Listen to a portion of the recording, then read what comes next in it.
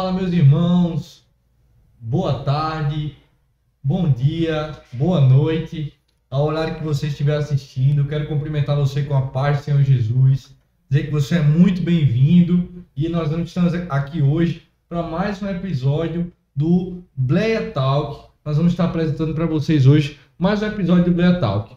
Hoje, meus irmãos, esse é um podcast da Assembleia de Deus no Jardim Cidade Universitária. Nossa proposta é trazer temas aqui de relevância teológica, de relevância para a vida cristã. Então você está mais que convidado para participar conosco no episódio de hoje. Eu estou aqui acompanhado também do irmão presbítero Joselito, que vai estar conosco também nessa noite.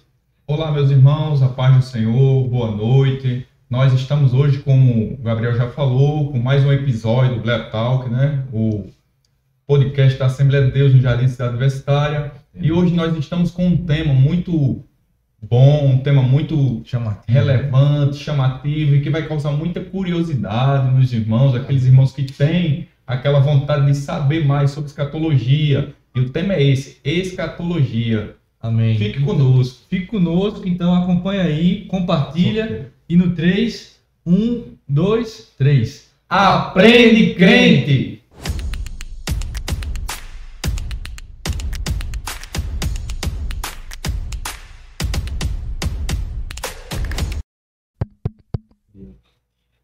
Não entendo, não. Meus irmãos, eu estou muito feliz de estar com vocês aqui nessa noite. E a gente está hoje aqui com um convidado muito especial para falar dessa temática de escatologia. Mas antes de apresentar o convidado, eu gostaria de falar para vocês que hoje a gente vai ter algo inusitado aqui no podcast. Nós vamos ter um sorteio aqui no podcast. E eu vou explicar de antemão como é que funciona esse sorteio. Vou explicar novamente no decorrer do podcast. Mas é o seguinte, bom, durante o podcast vão aparecer algumas vezes a palavra milênio. Durante o podcast vão aparecer algumas vezes a palavra milênio. Aí durante a tela você vai acompanhar. Você tem que contabilizar quantas vezes essa palavra aparece para você aí na tela, daqui até o fim do podcast, que nós vamos fazer um sorteio com aqueles que acertarem a quantidade de vezes e você vai participar de um sorteio de um livro muito especial, beleza? Então fique ciente aí, daqui a pouco eu mostro o livro, daqui a pouco eu falo mais sobre o sorteio, mas você que entrou agora, que está acompanhando com a gente aí, vamos ter um sorteio, contabilize quantas vezes a palavra milênio aparece, né? Pois bem, meus irmãos, hoje nós estamos aqui para falar sobre escatologia, tema muito importante, e eu quero apresentar para vocês um convidado mais que especial que está com a gente aqui nessa noite. Eu confesso que se eu fosse apresentar todos os títulos, eu corri o risco de esquecer algum.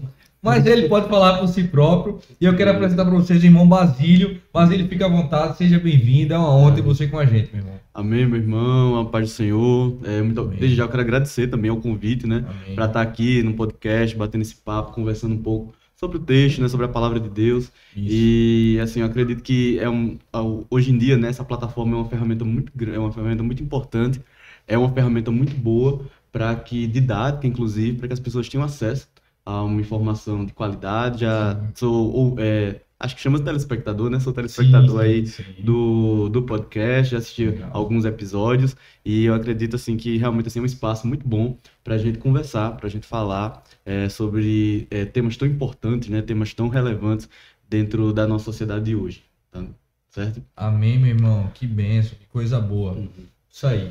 Basílio é professor do CETAD, na verdade. Isso, exatamente. É formado em fisioterapia também. Conta aí o seu currículo, Basílio, isso, assim, pra gente. É rapidinho, né? Eu acredito, não é o foco aí do... Não, mas a pessoa quer conhecer você. Quem é o Basílio que tá aqui? Não é o foco. Pedacinho. Eu sei que se fosse contar o currículo... Brincadeiras à parte. Mas assim, rapidamente, eu sempre tive assim, as minhas duas carreiras de forma paralela. Um primeiro momento, eu sou formado, sou fisioterapeuta de graduação. Aí tenho um mestrado em modelos de decisão em saúde pela Universidade Federal e atualmente estou no doutorado também no mesmo programa. Na parte teológica, eu tenho um curso de teologia ministerial do CETAD, aí convalidei o bacharel pela FAICAD e tenho duas especializações, uma na área de leitura e interpretação da Bíblia pela Faculdade Este, a Escola Superior de Teologia do Rio Grande do Sul, e também uma especialização em Novo Testamento, que é assim, a minha área que me chama mais atenção, a qual eu me dedico mais. E atualmente, né, a gente fala de si, eu sirvo a Deus, né, como professor de teologia no seminário da igreja. Tá? Então, Amém, vai que trabalhando. Desde 2018 foi quando eu comecei ali no CETAD, lá até hoje. Tá? Então, se você quiser participar do CETAD, se quiser ingressar para ser seminarista aqui no Seminário da Assembleia de Deus, provavelmente você vai encontrar nos corredores de lá nosso irmão Basílio, vai ser uma bênção, você irá aprender muito e vai aprender um pouco mais hoje, vai ter uma prévia também na noite de hoje, né? Mas sem mais delongas, passamos a falar realmente, né, desse bate-papo inicial, vamos tratar um pouco sobre escatologia. Quando a gente fala de escatologia, é uma palavra assim que causa muitos pensamentos no imaginário, né? A gente tem uma construção assim do imaginário coletivo. A gente for para mídia, para televisão, muitos filmes já falaram do fim do mundo, né? O fim do mundo, o fim de todos os tempos. Quem nunca aí a geração 90 nunca não assistiu Deixados para Trás. Deixados para Trás. Viver lá as roupinhas todas jogadas. Marcou uma geração, não é verdade? Marcou uma geração. Inúmeros filmes, o cinema tem esse fato como um grande fenômeno que está para acontecer. Sim. Mas, enfim, é um tema bíblico. Sim. A escatologia é algo tratado à luz da Bíblia. E o cristão, que tem a Bíblia como a sua regra de fé e prática, precisa entender a escatologia. Muita gente pula o Apocalipse quando vai ler a Bíblia. Sim. Não só o Apocalipse, mas todos os textos que falam sobre isso, o pessoal dá uma pulada. Né? Fica no máximo ali nas 10 virgens e olha lá. Máximo. A palavra das 10 virgens está ali, estão pregando na igreja, né? Pronto. Isso. Pois é. Mas a escatologia é mais do que isso. É muito mais importante a gente conhecer. Então a gente queria ouvir de você, Basílio, nesse primeiro momento, o que é escatologia?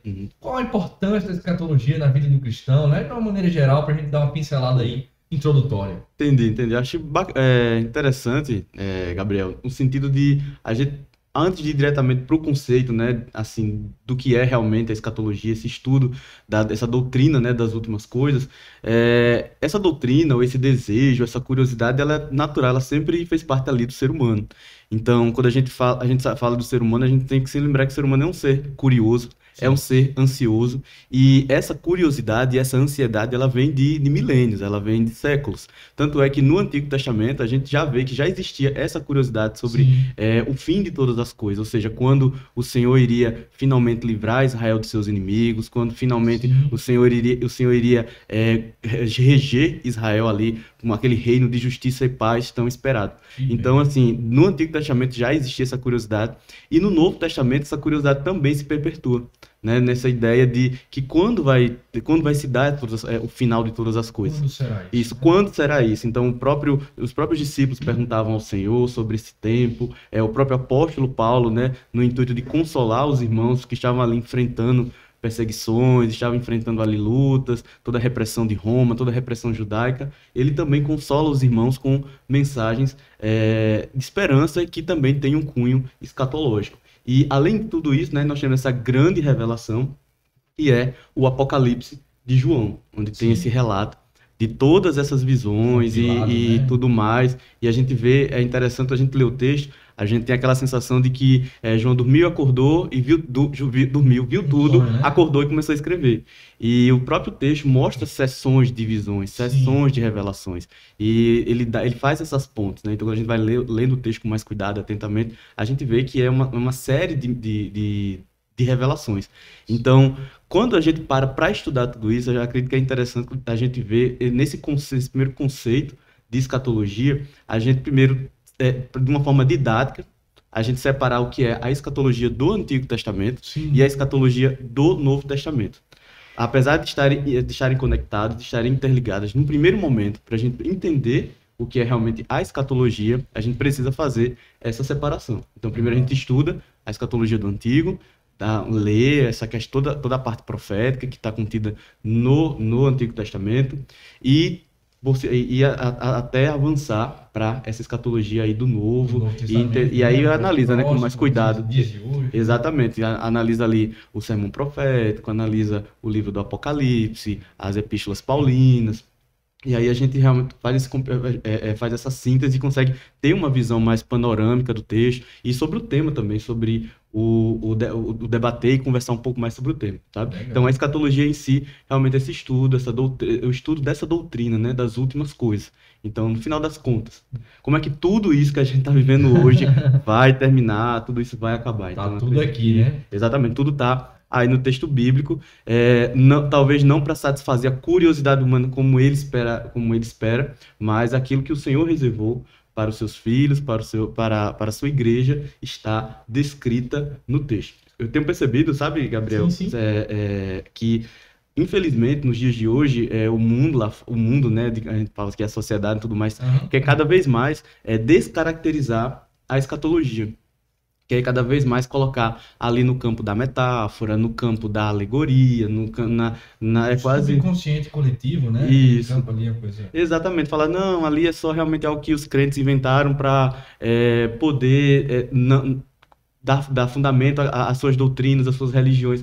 E cada vez mais quer colocar no campo do mito, no campo daquilo que é uma coisa totalmente improvável de acontecer, de se cumprir de forma literal. Sim. E eu percebo que existe esse movimento. E aí, com isso, quando você coloca isso nesse campo, né, entre aspas, mitológico, e você não tem pessoas que estudem, que fundamentem essa doutrina, fundamentem o que o texto bíblico fala, no sentido de poder falar e discutir sobre isso, as pessoas acabam, quando são questionadas sobre isso, elas terminam ali meio que realmente e acaba caindo nesse engano de duvidar e questionar aquilo que o texto realmente fala, aquilo que a doutrina realmente fala, entendeu? Pois é, verdade. Interessante a sua fala, Basílio, no sentido de que hoje a sociedade ela ensina que tudo é algo comprovado metodologicamente, que as coisas assim... Eu nunca vi ninguém descer do céu e falar algo... voltando, algo parecido com a profecia do Apocalipse. Então ele diz, isso nunca aconteceu, também não vai acontecer. É algo assim que está dentro do subconsciente, né, e se cria realmente. Mas eu percebo na sua fala que o estudo da escatologia, ele nos ensina a defender melhor nossa fé. Sim, sim. A fé do cristão, sem um bom entendimento escatológico, ela não é completa. Exatamente. Não é verdade? Ela fica limitada aqui a esse contexto. Mas a base da fé cristã é Jesus está de fato voltando. De fato, há uma redenção final de todas as coisas, né? Esse plano aqui ele ainda há de ser concretizado. Nós não estamos no estágio final.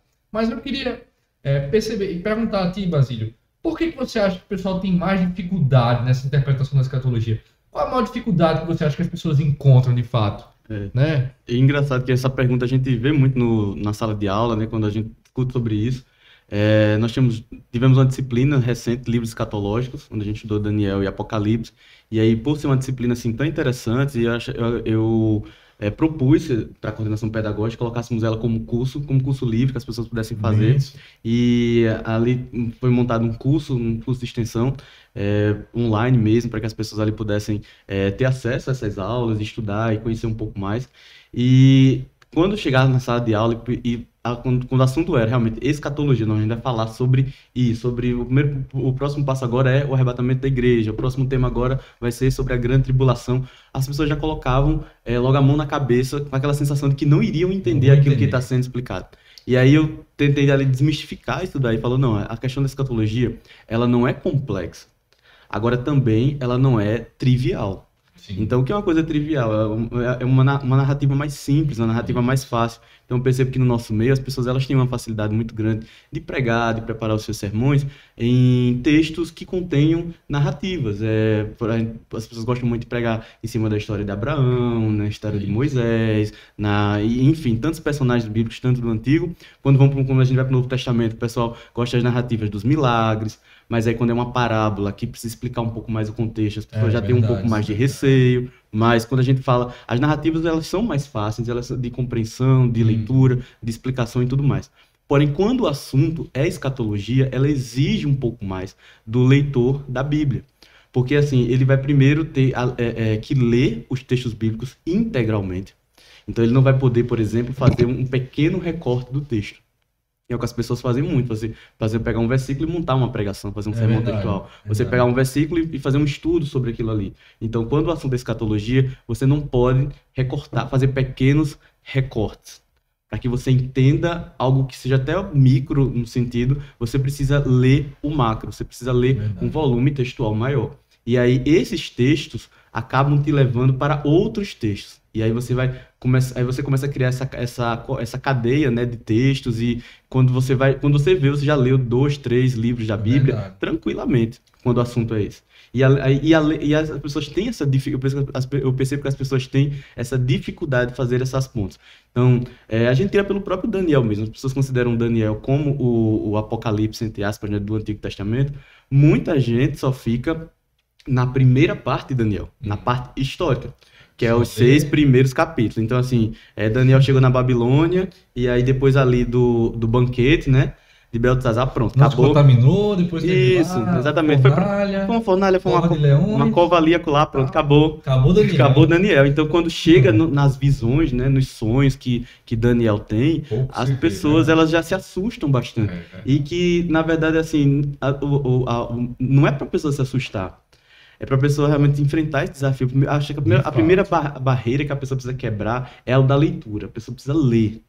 Então, nessa primeira leitura, o próprio Espírito Santo, né, já está prometido pelo Senhor que ele vai nos auxiliar nessa leitura. Sim. Porque o próprio Deus, ele se revela na sua palavra. Então, quando a gente quebra essa primeira barreira, essa barreira da leitura, e desde já quero abrir um parêntese aqui, eu sei que existe, né,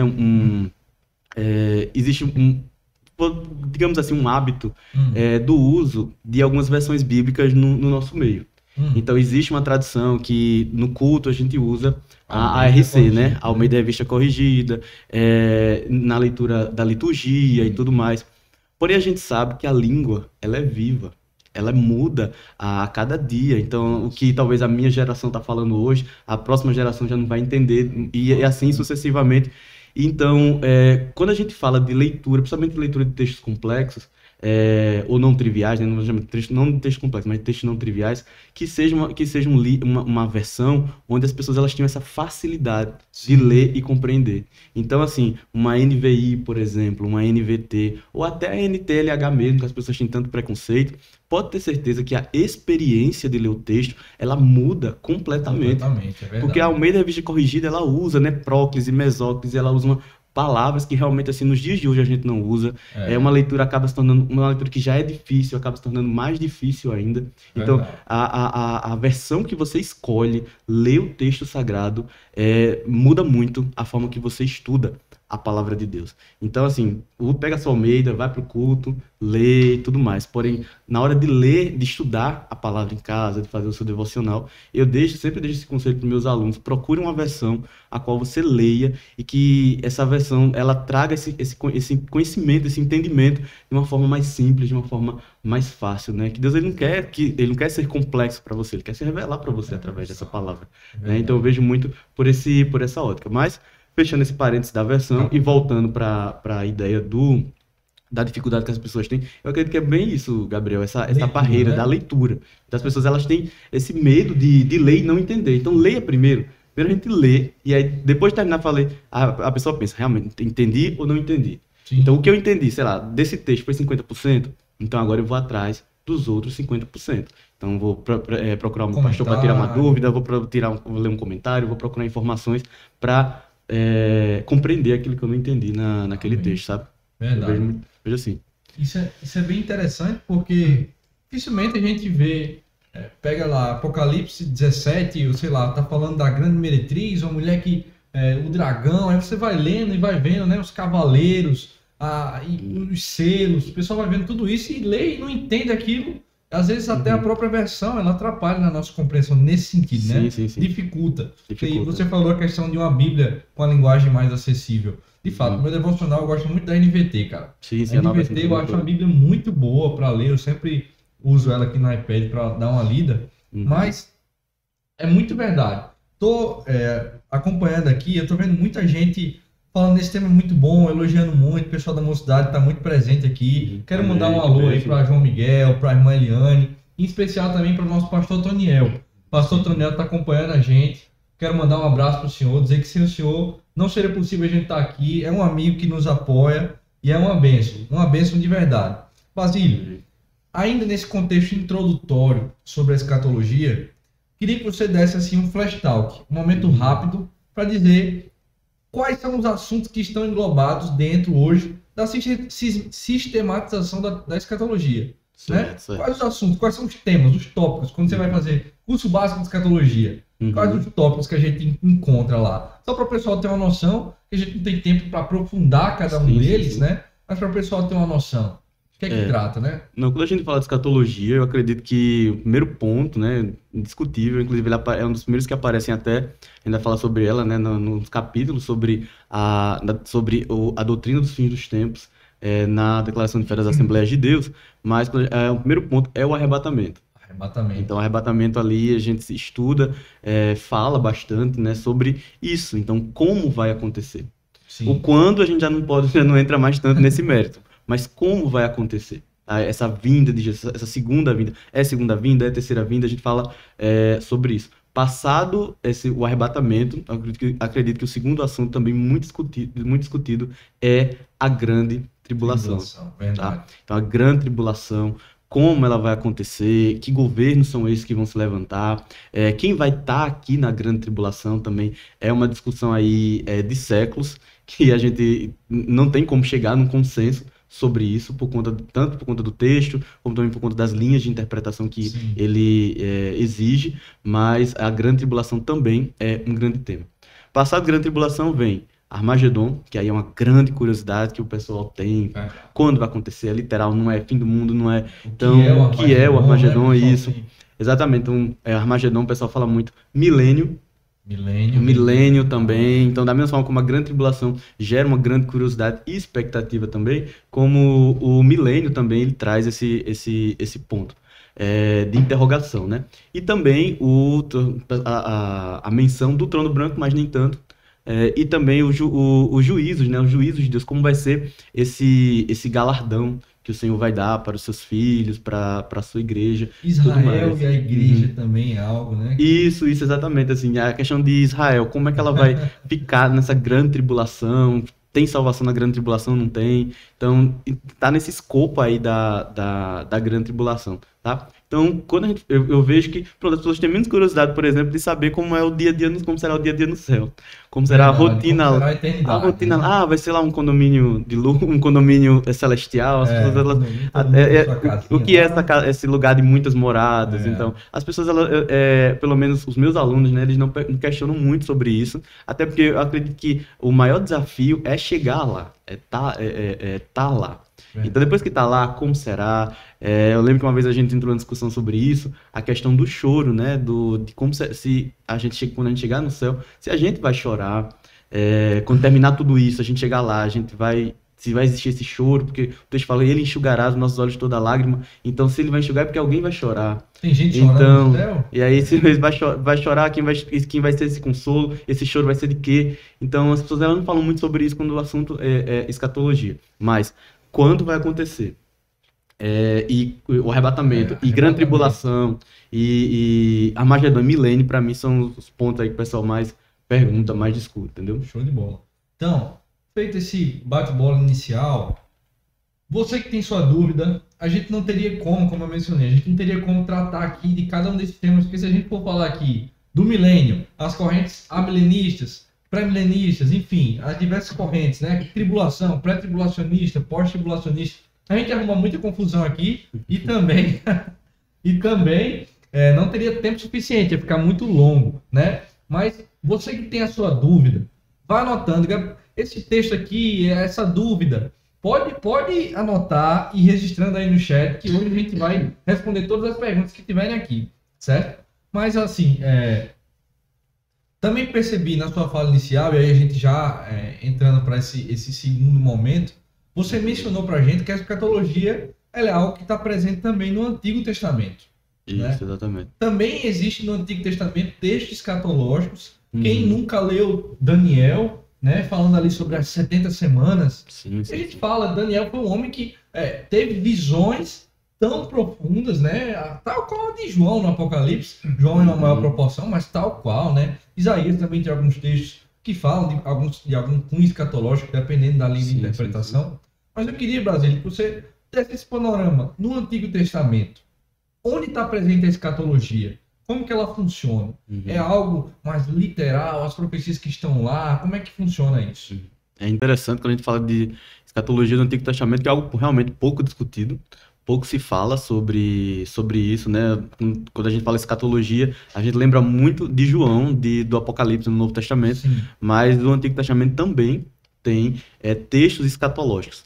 Não tem um livro assim específico como o livro de João, né, que fala só sobre isso. Porém, dentro dos recortes dos livros do Antigo Testamento, temos sim textos escatológicos. Eu acredito assim, que o mais conhecido seja realmente a segunda parte do livro de Daniel. Tá? Os 6 últimos capítulos, eles têm realmente as visões de Daniel, trazem como será, o que já aconteceu e também aquilo que vai acontecer com Israel. Tá? Com Israel. E além do profeta Daniel, nós temos também textos em Jeremias e textos também em Ezequiel e também no livro do profeta Isaías. Então, se a gente pega, por exemplo, o livro do profeta Isaías e divide ele em 2 partes, em 2 momentos, nós temos um primeiro momento do capítulo, a primeira parte do profeta, que vai do capítulo 1 até o capítulo 39, nós temos ali o período de juízo, julgamento e condenação.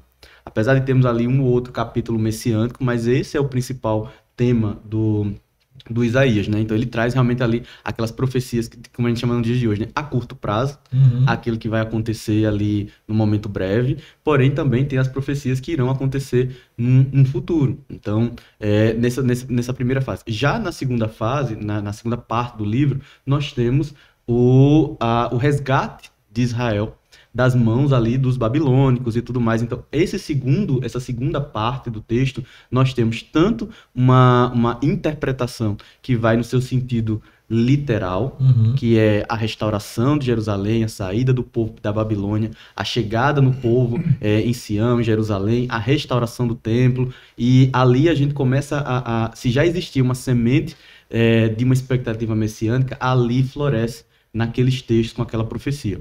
Só que quando a gente vai mais a fundo nesse texto, a gente vê não só um cumprimento literal, ali, histórico, do período que está em Isaías, mas também um cumprimento escatológico. Porque essa Sião restaurada, realmente esse povo de Deus restaurado, como o próprio texto fala, diz que serão dias de tanta paz, onde não haverá mais, por exemplo, a briga entre judeus e samaritanos. Não vai estar todo mundo já unido, que não vai existir mais, o texto fala sobre isso, não haverá mais divisões entre as tribos. Então fala realmente assim de um povo de Deus, um povo unido, um povo ali unificado, e que só o príncipe da paz, só esse rei que pode restaurar todas as coisas, pode fazer isso.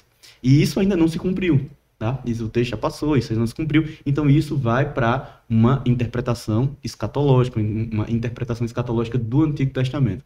Isso falando de Isaías. Quando a gente vai para Daniel, a gente já vai para um outro passo. Tanto é que eu lembro quando a gente estuda o cânon, né, do Antigo Testamento, a formação e a separação, a seleção dos livros do Antigo Testamento, o livro de Daniel sofreu uma polêmica muito grande e quase que não entra. Quase que não entra no Antigo Testamento. Eu fico imaginando, meu Deus, como seria o mundo hoje sem o livro do profeta Daniel dentro do texto sagrado. Então, quando a gente vai para essa parte das visões, realmente uma série de visões, e o próprio Daniel, ele se aflige muito, o texto fala isso, ele se aflige muito por tudo aquilo que está vindo de mal sobre o seu povo. Ali, eu acredito que um dos grandes propósitos realmente da revelação é isso, é não deixar o povo no escuro, não deixar o povo de Deus a mercê de tudo aquilo que vai acontecer. E nessa revelação a gente vê também o amor de Deus. Sim. Então, por mais que venham, né, governos que oprimam o povo de Deus e tudo mais, a gente vê um Deus que sempre alertou o seu povo sobre tudo isso. Deus não quer que a gente saiba de tudo. Ele não deu as profecias escatológicas pra gente saber o futuro. Isso. Ficar naquilo. Fazer aquela curiosidade. Não, ele quer ficar ansioso e tudo mais. Esperança. Suficiente para ter esperança. Né? Exatamente. Então, essa é a ideia de Daniel. Então, quando ele vê tudo aquilo que ele se aflige, né, e se angustia e tudo mais, então o próprio Deus também tem esse cuidado de mostrar para ele, ó, apesar de acontecer tudo isso, mas haverá salvação para Israel, haverá salvação para o seu povo, tá? Então, eu acredito que parte muito disso. Essa interpretação escatológica vem tanto desse movimento literário profético, que a gente também tem que fazer essa divisão, né? Quando a gente fala do Antigo Testamento, existem os profetas literários e os profetas não literários. Sim. Então, os profetas não literários foram homens de Deus que fizeram grandes prodígios, falaram, né, em nome do Senhor, porém não deixaram escritos. E aí temos exemplos, né, de Elias, Eliseu e tudo mais. Mas assim, dentro dos profetas literários, desse movimento literário profético, a gente realmente extrai, a gente vê aquelas profecias que são, que acontecem a curto prazo, aquilo que eles estão realmente anunciando que eles contemplam acontecer, mas também tem essas profecias, a qual fala sobre um tempo vindouro, e Israel, né, naquela ansiedade de cumprimento, às vezes até acaba interpretando errado, né, de forma equivocada aquilo que está sendo escrito, aquilo que está sendo falado. No caso, a última profecia de Daniel, qual seria, Basílio? Quando a gente livro vê... de Daniel, né? Qual seria a última profecia do livro de Daniel? Para que a gente entenda bem, assim... Se eu diz a última a ser cumprida ou a última que, ele escreveu? A última escrita, né? Isso. Vamos lá, vamos pro texto, né? Se você está em casa, né? Se você está em casa, você abre... Vamos abrir aí o texto sagrado. Inclusive, o meu estava até quebrado no Daniel 7. Olha aí. Mas em Daniel 12, ele fala muito sobre os tempos do... Eita, desculpa, acho que vai ter aqui no microfone. Ele fala muito sobre os tempos do fim, tá? E aí a gente vem, né, quando Daniel tem aquela série de visões e aquela angústia e tudo mais, que ele não... a ver todo aquele mal que vai vir sobre o seu povo, o Senhor consola, tá? O Senhor consola com essa visão de que, apesar de tudo que iria acontecer sobre Israel, haveria salvação, haveria triunfo sobre o povo do povo de Deus. Então, a última profecia do sacrifício, a última profecia de Daniel, ele engloba, né, justamente esse resgate, esse socorro que o Senhor vai dar para o seu povo, que ele vai destruir ali, né, os inimigos, todos os ímpios, todos aqueles que levantaram contra, todos aqueles que escarneceram contra Deus, vão ser castigados, tá? E o povo de Deus, né, vai no final vai permanecer com ele, vai estar ali prevalecendo diante de tudo isso, tá? Então, é interessante que no 12, né, e no capítulo 8, versículo 8, né? Capítulo 12 e o versículo 8, né? Uhum. Aí ele vai dizer assim: eu, pois, ouvi, mas não entendi. Por isso eu disse: Senhor meu, qual será o fim dessas coisas? A gente vê que Daniel, assim como João, ele estava tendo uma série de revelações, mas que ele não sabia se ia se cumprir ali naquele tempo ou se era, né? Uhum. É bem assim, como a gente também, hoje a gente lê o Apocalipse, a gente fica querendo entender, querendo compreender como será. Interessante. Por exemplo, dentro dessa pergunta aí, né? A irmã Eliane colocou uma pergunta aqui, que ela colocou assim, no livro de Números, fala sobre uma estrela que procede de Jacó. Pode ser escatológico? É complicado a gente fechar, né? Dizer assim, não, esse aqui é para o tempo do fim. Ou dizer, não, esse aqui se cumpriu em Cristo, esse aqui foi para determinado tempo, né? É difícil a gente fechar, porque a gente tem a ideia de uma plenitude, né? Da ideia dos sensos plenos. Tem correntes que defendem esse tipo de pensamento sobre alguns textos, né? Sim. A gente também é tendencioso a achar que tudo está falando necessariamente da volta de Cristo, ou tu tá falando sobre Cristo, né? Como é que você vê isso aí, Basílio? A gente tem que ter muito cuidado, né? Por exemplo, essa questão do texto que a irmã mencionou, e de a gente fazer esse recorte de texto. Isso, Fazer recorte de texto, né? Acaba dando pretexto para você ir ali em cima daquilo que você acha que vai acontecer. Exatamente. Então, esse é um dos primeiros princípios, né, quando a gente vê na questão da hermenêutica bíblica, a ciência da interpretação bíblica, é que a gente realmente pegue o texto e leia ele como um todo. Tanto é que os textos, né, antigos, os textos originais, eles não tinham essa divisão que a gente encontra hoje de capítulos e versículos. Ela foi uma divisão que ela surge muito depois, para que os biblistas, quando eles estavam se reunindo, eles não conseguiam se localizar nas discussões do texto. Então, se alguém estava lendo, por exemplo, sei lá, o Salmo 100, as pessoas não conseguiam se localizar onde é que estava o Salmo 100. Eles liam o livro dos Salmos. Então, quando surge essa divisão de capítulo e versículo, foi muito bom para a gente se localizar no texto. Porém, isso acaba meio que deixando a gente muito tendencioso a ler só realmente aquele recorte ou aquele versículo. E quer ver algo mais tendencioso ainda, as epígrafes. As epígrafes dos textos, a gente já lê o texto, a gente lê a epígrafe já direcionando mais ou menos aquilo que a gente tá pesquisando. Então, no contexto um contexto apocalíptico, no contexto de doutrina escatológica, a gente não pode fazer esses recortes. A gente realmente tem que ler o texto, entender o que realmente ele está querendo falar dentro do contexto dele, dentro dos dias que ele foi escrito, dentro do autor dele. E aí, a partir daí, a gente já começa a interpretação. E uma interpretação, lembrando que sempre com aquele objetivo de aplicação nos dias de hoje. Sim. Porque o texto não morreu, o texto ele está vivo, a palavra de Deus ela é viva. Eu acredito também, esse é um dos grandes desafios. A gente está aqui, né, falando sobre escatologia e tudo mais, mas entendendo, né, tentando compreender o conceito, tentando compreender aí como a gente interpreta a Bíblia à luz desses últimos dias, mas no final das contas, isso para a nossa vida, isso como é que isso aplica? Tanto é que o próprio texto, né, que o senhor leu no versículo seguinte, ele fala, Daniel, siga a sua vida, em outras palavras. Então, já que já foi falado, já foi selado, isso aqui vai se cumprir, então assim, siga a sua vida, siga o seu caminho, entenda que isso vai acontecer e guarde isso como esperança. Então, acredito que um dos grandes pontos é isso, a mensagem do Apocalipse, a mensagem dos últimos dias como uma esperança. Entendeu? Legal, verdade. Bom, pessoal, estou vendo todas as perguntas aqui que estão sendo feitas e a gente vai começar a entrar nelas agora também, nesse próximo bloco. Mas antes eu queria pedir para você se inscrever no canal. Você que está acompanhando aí, se inscreve no canal da gente, da nossa igreja. Quanto mais pessoas inscritas no podcast, é bem melhor. Isso. Deixa o like, compartilha. Deixa o like, deixa o joinha, né? Compartilha. Isso. Se quiser fazer um corte, faça um corte, viu? Manda aí pro pessoal. Exatamente. Posta aí no Reels e tal. E a gente vai começar esse outro bloco incentivado pela pergunta feita aqui pelo irmão Antônio Júnior. Nosso irmão Antônio Júnior está presente aí. Um abraço, nosso amigo Júnior. Amém, meu Deus abençoe. Meu. Júnior perguntou aqui, como a Assembleia de Deus entende a escatologia? E aí a gente vai entrar num momento interessante, né? Sim. E vou englobar mais, traçando a nossa linha denominacional, como eu falei, aqui é um podcast que a gente trabalha, nós somos da denominação Assembleia de Deus, mas a Assembleia de Deus ela representa, de certa forma, uma visão teológica. Né? A ideia do pentecostal, do continuista, enfim, dispensacionalista, tem alguns aspectos na sua fundamentação teológica que desagam na escatologia, que precisam ser bem compreendidos. São aqueles temas que você mencionou, milênio, tribulação, arrebatamento, anticristo, uma coisa também que a gente acha bem interessante, não é verdade? Sim. Como nós, enquanto Assembleia de Deus, interpretamos e temos a nossa regra de fé e prática esses tópicos. Então, nesse bate-bola inicial, começa aí com a discussão e tem muito pano pra manga aí. É verdade, interessante, né? Queria agradecer aí ao irmão Antônio Júnior aí por estar participando, né? Por essa uma pergunta realmente muito pertinente, principalmente nos dias que vivemos hoje, né? A gente está vivendo nessa era de muita informação.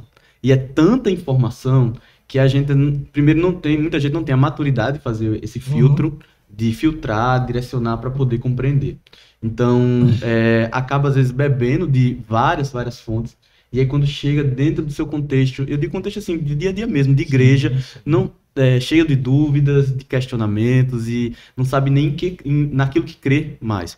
E se houve qualquer coisa diferente também, existe assim, intolerância muito grande, não sabe sentar, não sabe conversar, e acha que todo mundo tá errado, só o que a pessoa leu, o que a pessoa assistiu, às vezes assistiu lá um episódio de podcast, e acha que já é um doutor daquele assunto. Exato. Então não é assim, são anos e anos de construção, de estudo, de conhecimento que as pessoas que foi produzido. Então a Assembleia de Deus a gente sabe, quem conhece a história, vem de um contexto muito simples, vem de um contexto humilde. Ali, né, quando Daniel Berg e Gunnar Wingre vieram, eles jamais imaginavam que ela se tornaria o que se tornou hoje, no sentido assim de tamanho, de número de pessoas e tudo mais. Então, dentro desse contexto simples, desse contexto de comunidade e tudo mais, ela é formada por essas pessoas simples. E ela passou muitos anos, né, vivendo dentro desse contexto. Porém, graças a Deus, de algumas décadas para cá, esse contexto mudou bastante. Então, hoje, né, nós temos bons seminários, bons autores e pessoas que têm dedicado a sua vida ao estudo, à pesquisa e ao ensino da palavra de Deus. Então, diante desse contexto, né, nasce algo que não existia dentro da Assembleia de Deus no Brasil, que é a declaração de fé. Então, a declaração de fé nada mais é do que um livro doutrinário, para quem não conhece, a qual lá estão tudo aquilo que nós cremos e professamos, sobre os mais diversos assuntos. Obviamente, ele não é um livro que seja um comentário de teologia sistemática aprofundado, tá? Realmente, para a gente se aprofundar nos temas que estão lá, a gente precisa realmente estudar, ver em outras fontes. porém, nele está a base doutrinária. Então, por exemplo, se o seu assunto é sobre, um assunto bem polêmico aqui, que não é a seleção desse podcast, mas sobre salvação, sobre soterologia. Lá existe um capítulo só sobre salvação. Na declaração de fé da Assembleia de Deus. Isso, então ele vai estar lá, esse capítulo que vai explicar sobre Deus, sobre Cristo, sobre o Espírito Santo, sobre a doutrina do Espírito e tudo mais. Então, dentre esses vários temas teológicos, eu até deixei isso reservado. Legal. Aqui no capítulo, na Declaração de Fé da Assembleia de Deus, nós temos dois capítulos escatológicos. São os capítulos 22 e o capítulo 23. O capítulo 22 é sobre a segunda vinda de Cristo e o capítulo 23 é sobre o mundo vindouro. Então nós temos aí dois capítulos e quando você vai ler são capítulos curtinhos, são capítulos simples, com uma linguagem acessível e lá está exatamente o que cremos sobre cada um desses temas. E não só o que cremos, mas também textos bíblicos que respaldem esse conceito ali sistemático. Tem que ter um respaldo bíblico. Tá? Tem que ter um respaldo bíblico. Então, ele inclusive traz uma parte da referência e logo abaixo, nas notas de rodapé, tem alguns comentários e versículos bíblicos também. Então, assim, eu acredito que o ponto de partida, quando a gente quer estudar qualquer tema teológico, a gente precisa beber dessa fonte da Declaração de Fé das Assembleias de Deus. Porque a partir daí, a partir desse início, desse start, é que a gente vai realmente aprofundar. Tá? Então, já deixo a dica, né? Já dei a primeira dica com relação à versão da Bíblia Sagrada. Né? Escolha uma versão que você tenha facilidade de ler. A segunda quero me aprofundar em qualquer tema. Primeiro, eu preciso entender o que a minha igreja, a igreja que eu faço parte, ela professa.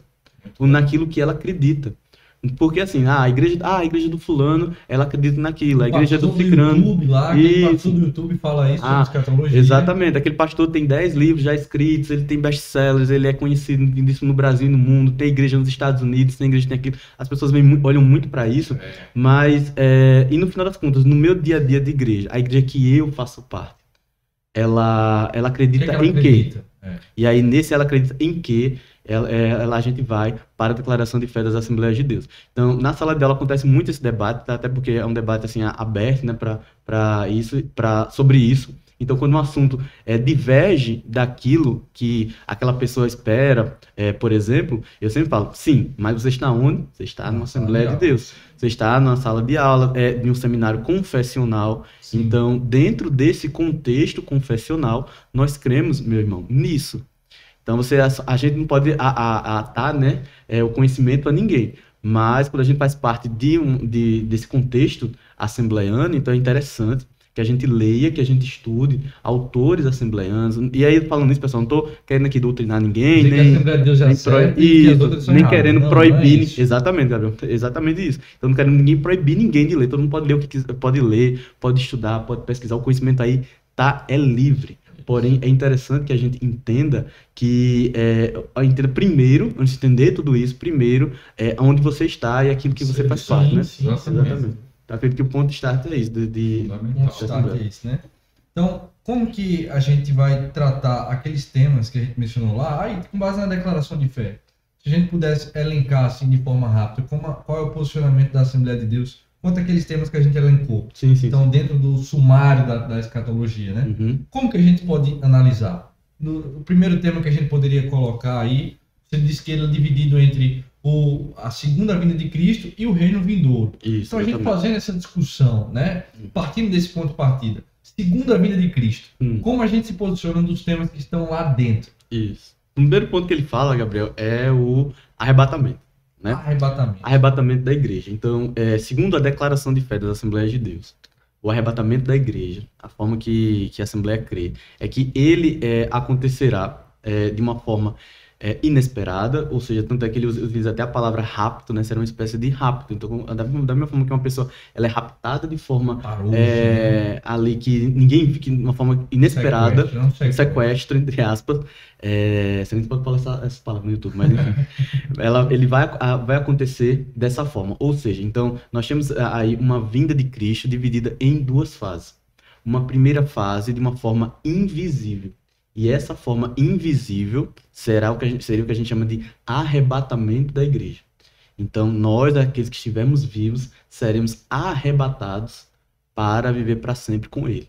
Então, a Assembleia de Deus crê nessa vinda de Jesus, dividida em duas fases. Essa primeira fase seria essa invisível. A segunda fase seria o que o texto chama de a segunda vinda de Jesus, que aí essa vinda ela é visível, que ela acontece para a batalha do Armagedon e início do milênio. Então nós temos aí esse episódio dividido em duas fases. Uma primeira fase, tá? Exatamente. Duas fases da vinda de Cristo, não é verdade? Isso. Uma primeira fase invisível, tá? Aquela que realmente assim só os santos eles ali contemplarão. Porém o mundo vai perceber, né? No sentido de a ausência desse povo nessa terra.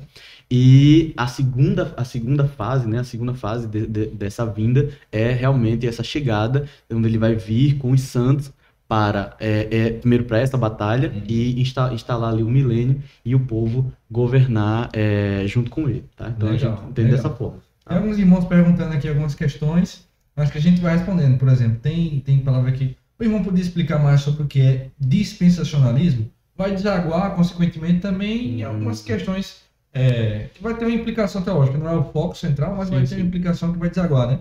Mas continuando a linha de raciocínio, e a gente vai tratar a Vitória Melo, estou vendo aqui, Samuel Melo também fez uma pergunta aqui pra gente, a irmã Eliana fez outra pergunta aqui pra gente também, mas bom, a segunda vinda de Cristo dividida em duas etapas, existem alguns textos, né, que vão fundamentar, textos em Tessalonicenses, em Coríntios, que vai estar tudo referenciado aí na declaração de fé, que vão tratar sobre isso para esse momento. Mas não é algo simultâneo. Cristo vem, arrebata a sua igreja, mas vai ter gente que vai ficar. Sim. E acerca desse período, daqueles que ficaram entre a primeira vinda invisível e a segunda vinda visível, a gente vai ver também a questão da tribulação. Isso. Como nós enxergamos a tribulação, segundo a declaração de fé das Assembleias de Deus? E segundo esse ponto, né, após esse arrebatamento, essa vinda aí invisível, digamos assim, né, entre aspas, invisível no sentido de realmente os santos contemplarem, dá-se início a essa grande tribulação.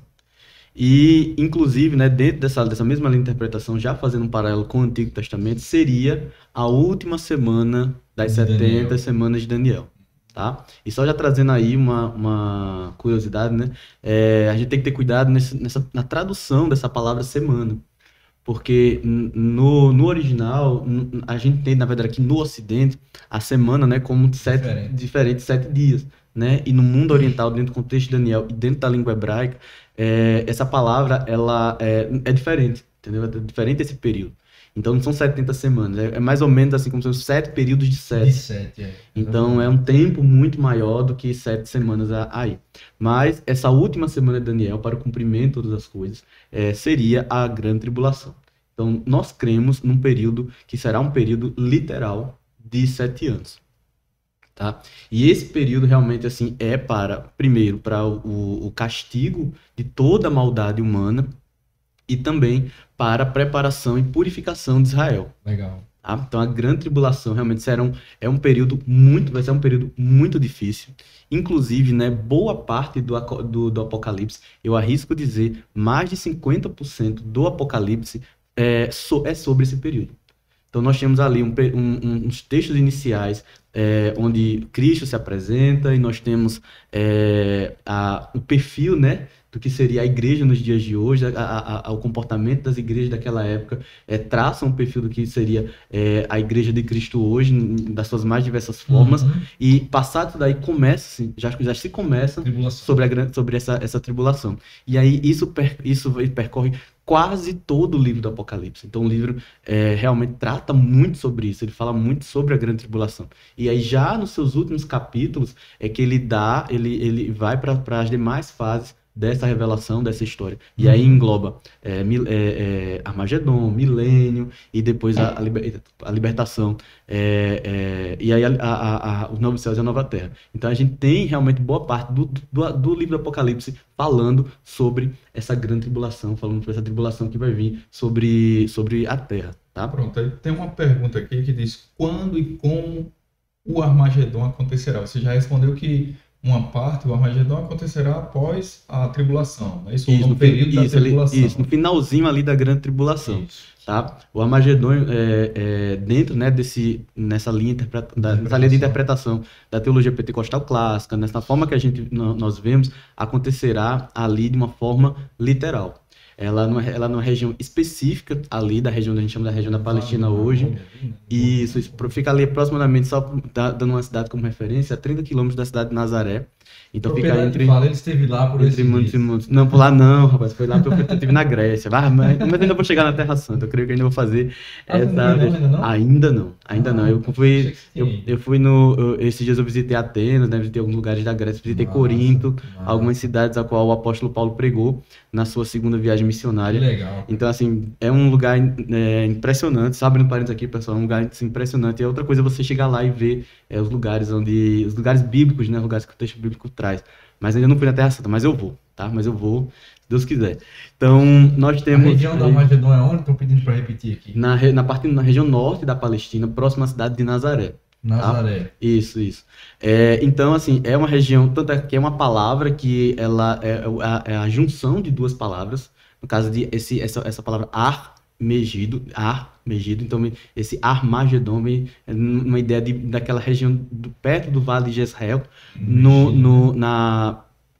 perto desse Vale de Jezreel, nesse Monte Megido, tá? Próximo a esse Monte Megido, e que é uma batalha que irá acontecer da seguinte forma: o rio Eufrates, que é um rio hoje assim gigantesco, enorme, que faz parte ali desse cenário bíblico da região da Mesopotâmia. Então a Mesopotâmia fica ali entre o rio Tigre e o rio Eufrates, e o texto fala que esse rio vai secar.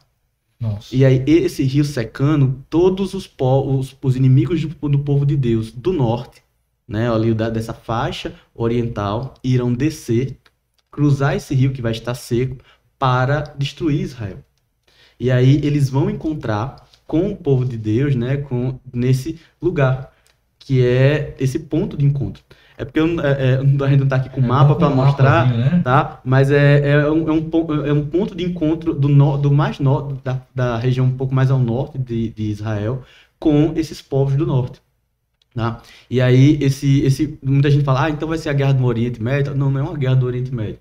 O texto fala que são os inimigos do povo de Deus que vão cruzar esse rio, que vão chegar até lá. E aí nessa chegada, e eles vão realmente assim, ferozes, para destruir mesmo, achando eles que têm realmente um poder muito maior para destruir o povo de Deus. E aí nessa chegada, nessa região da Palestina, o Senhor vai chegar, e aí é onde vem essa segunda vinda, onde todo olho o verá. E aí nessa segunda vinda, a batalha começa, a batalha acontece, e esses povos são destruídos e dá-se início ao milênio. Então essa é a batalha do Armagedon. É por isso que o pessoal chama que é a batalha do fim dos tempos. Sim. É porque realmente assim chega ali, realmente está se aproximando. Águas, né? Com certeza. A eternidade, de fato, né? Isso. O eventual milênio e posterior eternidade. E o que a gente entende hoje por mundo. Sim. Vai mudar completamente. Hoje. Porque a gente tem que ter essa consciência de que nesse período de tribulação, segundo a nossa linha de fé, o mundo ele vai estar do jeito que a gente vive hoje, porém governado sob a influência de uma figura, da tríade maligna, né? Sim. Do anticristo, da besta e do falso profeta. Eles se apresentam nessa realidade de tribulação como governantes. Num período aí que a gente vai tratar também, vai ver algumas questões bíblicas da falsa paz, dos 3 anos e meio. Você mencionou que a tribulação é um período de 7 anos, segundo a interpretação da profecia de Daniel, né? E a gente vê uma divisão nesse período. De 3 anos e meio, 3 anos e meio de falsa paz, 3 anos e meio de perseguição ao povo judeu, de tal maneira que isso vai desaguar no Armagedon. Esse preparo armamentista do anticristo contra o povo de Israel, né? Toda essa questão. Então, assim, tem muita especulação nesse meio. Tem muita especulação. O pessoal fala, não, isso é a Rússia que está vindo aí com a terceira bomba nuclear. É a Rússia. Sempre, cada um que vem com uma teoria diferente. Uma teoria. A gente quer explicar, né? Que de fato não tem como a gente dar esse bater esse martelo e tal, tudo. Né? Falar sobre isso é a mesma coisa de você querer prever a data da vinda de Cristo. Quando a gente fala sobre escatologia também, acabei não falando muito no começo, mas a gente sabe que existem, se você colocar lá, falsas previsões sobre o fim do mundo. Meu irmão, aparecem listas e listas das previsões mais absurdas e de pessoas assim que pregaram com tanta veemência que o mundo realmente ia acabar naquele dia e que muita gente acreditou, se desfez de tudo, construiu. 2012. Isso, o ano 2012 com a profecia dos maias. Nós temos a passagem do cometa Halley também ali nos Estados Unidos, foi mencionado bastante. Então, assim, nós temos diversas... a virada do milênio, né? O Big Millennium, que foi de 1999 para o ano 2000, que o mundo iria acabar também nessa virada. Então, assim, nós tivemos absurdos e absurdos de profecias, profecias entre aspas, né? Que o mundo ia acabar e o mundo não acabou. Então, assim, querer especular sobre detalhes sobre essa batalha, quem vai se levantar contra, é a mesma coisa de você querer prever sobre isso. Então, a chance de errar é muito grande. É melhor entender essa perspectiva do que vai acontecer do que como vai acontecer. Falando sobre a batalha, aí tem uma pergunta aqui que não quer calar.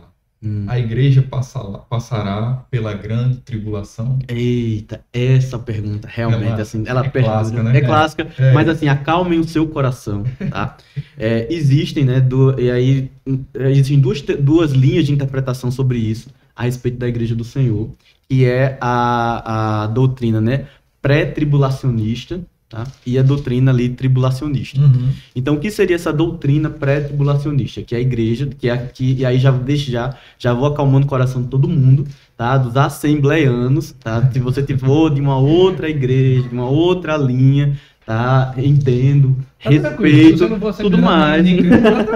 Tudo mais, mas assim, nós não acreditamos que a igreja passará pela grande tribulação. Tá? A igreja, ela não é público-alvo, digamos assim, da grande tribulação, irmão. Então, nós cremos que somos pré-tribulacionistas, tá? E aí, isso implica muita coisa, porque quando a gente olha por esse lado, é por isso que nós falamos desse arrebatamento em duas fases. Porque quando fomos arrebatados, então não passaremos por esse período. Sim. Porque o arrebatamento acontece, nós iremos para um lugar chamado as Boldas do Cordeiro, tá? Iremos ali receber o galardão das obras, que o apóstolo Paulo nem fala sobre isso. Iremos celebrar com o Cordeiro, e aqui na terra vai estar sendo derramado os juízos e a ira de Deus, tá? Dentro desse período da grande tribulação. Então, o anticristo realmente é um dos protagonistas ali de todo esse mal que está acontecendo, mas além de todo o mal que o anticristo vai causar, irão acontecer diversas catástrofes. Então, catástrofes naturais, catástrofes, muitas doenças. Os selos vão estar sendo ali também abertos, né? Tem-se algumas perspectivas nesse sentido, né? Sim, selos, taças. Então, muitos castigos virão sobre a terra. E, sendo bem honesto, não tem planos. A gente não tem planos de passar por como é que eu vou estar naquele momento em que aquela taça for derramada e que aquele selo for aberto? Eu não quero estar por aqui. Então, né? Assim, vai ser, vão ter terremotos terríveis, e os terremotos vai ser algo tão pesado que vai mudar a geografia do mundo, vai mudar a fauna e a vida marinha, tudo vai mudar. Vai mudar inclusive os dias e as noites. Então vai estar tudo tão diferente para o mal, né? Que realmente assim vai ser para purgar, para julgar, para julgar e essa ira ser derramada sobre as pessoas, tá? Sobre as pessoas, sobre todos aqueles que realmente assim foram ímpios, foram escarnecedores do Senhor. E além disso, né? Aí você pergunta, mas Israel, o que é que ela tá passando por esse processo? E aí o próprio texto menciona isso, que realmente é para o próprio bem de Israel, para a purificação dela. Até porque, logo no início, ela vai fazer essa aliança no início dessa grande tribulação. E aí já entra nesse outro assunto. Israel vai fazer essa aliança. Ela vai fazer essa aliança porque ela acredita que realmente há confusão sobre o Messias. Então, como eles têm essa expectativa muito grande, essa expectativa messiânica, acreditam que não, o Messias chegou, é esse homem. Até que quando a própria palavra fala, né, como ele é o anticristo, então quando começarem as blasfêmias contra Deus e tudo mais, e ele vai querer... A profanação do templo, né, em Israel. Isso, exatamente, ele vai querer se intitular ali como Deus e Aí quando vai cair a ficha de Israel, ela vai perceber o engano, o cavalo branco, a irmã que falou ela... que o cavalo branco, né? Vai ser também a ideia desse anticristo com a falsa paz. Às vezes a gente lê aquele texto do Apocalipse, vê o cavalo branco achando que é Cristo. Achando que é Cristo, né? Pois é, existe essa confusão hoje, mas infelizmente não, né? No caso, infelizmente existe essa confusão, mas não é Cristo, tá, irmãos? Ali já é o início, realmente, assim, desse castigo. Então serão castigos por cima de castigos. Aí você pergunta, professor, eita, não tô na sala de aula. Fica à vontade. Aqui Como? eu tô como seu aluno hoje. É isso. Aí você pergunta, Basílio, mas essa questão do por que a igreja passou por tantas tribulações, né? Por tantas aflições ao longo da história, perseguição, foi perseguida por Roma, foi perseguida pelos judeus, e por que ela não participaria também da grande tribulação. Então, dentre os vários argumentos que temos, né, não podemos aprofundar aqui, falar só sobre isso, né, ser um podcast só sobre isso, mas dentre os argumentos a gente usa muito a questão das palavras que estão sobre o texto, que estão escritas dentro do texto. Então, na grande tribulação, quando a gente fala assim de igreja, a gente fala desse início das 7 igrejas ali que João menciona. Porém, passadas essas 7 igrejas, a gente não escuta mais a palavra igreja em momento algum. Tá? A gente não vê mais a palavra igreja durante toda a narrativa do Apocalipse sobre a grande tribulação. Bem curioso, né? Então, isso para mim é um argumento muito forte, porque se a igreja estivesse ali presente, né, ela como ali a noiva do Cordeiro, como igreja do Senhor, a palavra na eclesia estaria ali no meio. Então, vamos lá, só recapitulando o que é que o Basílio está falando. A Bíblia, quando a gente vai ler Apocalipse, a gente vai ver até mais ou menos o capítulo 4, capítulo 3, escrevendo as igrejas da Ásia. Aquelas cartas das 7 igrejas, Filadélfia, tem as cartas das igrejas, e depois, com o Apocalipse capítulo 5, começa com a visão do trono, João vê o trono, e aí adiante começam diversas visões. O 4 também, salvo engano. Abriu o livro, desataram os 7 selos, quem é digno, o Cordeiro, a visão do Cordeiro, e a partir de então ele começa a narrar o fim do mundo. De fato, a história do fim dos tempos. O Apocalipse é dividido nas coisas que eram, nas que são e nas que hão de acontecer. Né? Então, desde que acaba as cartas às igrejas da Ásia, não aparece mais o termo igreja nos capítulos posteriores. Isso, falando de fato sobre a tribulação, sobre esse momento posterior, né? Sobre as coisas que hão de acontecer na linguagem de João. Exatamente, sobre esse futuro aí que virá nessa tribulação, né? Então, realmente, quando eu vejo isso, primeiro me dá uma esperança muito grande. Sim. E um desejo realmente de estar cada dia mais vigilante, esperando essa vinda, esperando esse arrebatamento. E também você consegue ver os propósitos dessa grande tribulação, porque tudo que o Senhor faz, tudo aquilo que acontecerá, tem um propósito, né? Nada acontece aleatoriamente por um acaso. Então, esse propósito dessa tribulação é também manifestar o caráter de Deus, o caráter de justiça e tudo mais. Então, eu vejo dessa perspectiva. Então, porque realmente um dos motivos de não estarmos na grande tribulação é esse, né? O Senhor já vem preparando a sua igreja, aquele que está pronto no arrebatamento subirá. E a grande tribulação vai realmente ficar para Israel aí aprender essa lição final. E é interessante quando a gente lê tanto sobre a grande tribulação, como também vai entrar daqui a pouco no assunto do milênio.